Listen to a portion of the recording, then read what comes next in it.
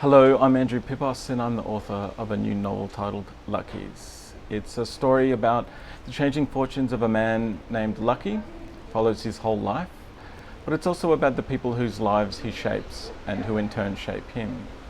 It's a novel about Greek immigrants and their cafes and a reporter named Emily, whose own childhood tragedy is connected to a chain of restaurants founded by Lucky's. So there are many narrative strands in this novel, but they all converge, and they all converge at the site of Lucky's cafes. This summer, libraries across New South Wales will be celebrating the release of Lucky's with a series of events, including an Instagram read-along, a talk on the history of Greek cafes, and finishing off with an author talk. It's a big book club and everyone is invited.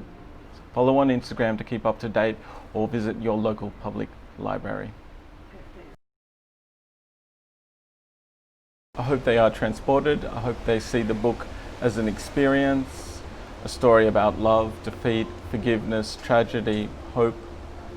I hope they encounter characters that are familiar to them and also characters that are emphatically not like the reader. But my hopes for the book are not over-determined. I've tried to describe particular characters in a particular setting, and how that resonates is really up to the reader.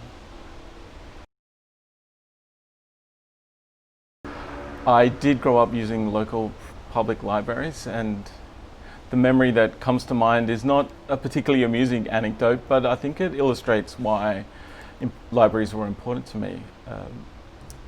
My mother made me calico library bags with a drawstring, and the letter A was stitched onto the front of the bag, and she would take me down to the library every week or so.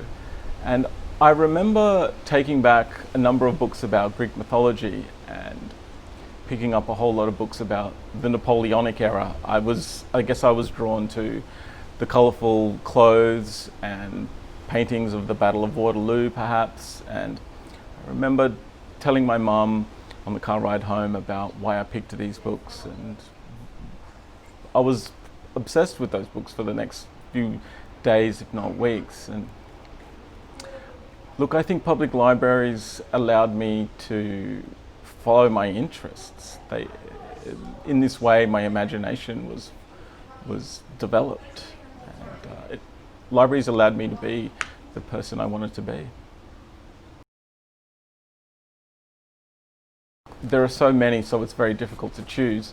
When I was a child, I read comic books, of course, and I really liked the X-Men comics because the characters were multicultural, multinational characters. They weren't all American.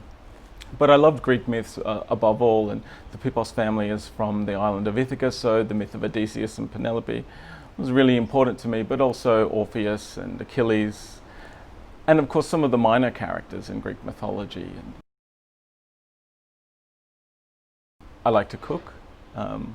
My relatives, the Greeks who worked in cafes, who migrated from Ithaca or were second generation, they cooked Anglo diner style food. They did not cook the Greek food the food that they were best at cooking, and that was always prepared in the kitchen for family. There was a corner of the stove that was always reserved for Greek dishes, and some of the best and most unforgettable meals of my life were eating that food after hours in the cafes. And that's what I cook at home, and cooking relaxes me and it gives me great joy. It's a way of communing with my relatives. Yeah.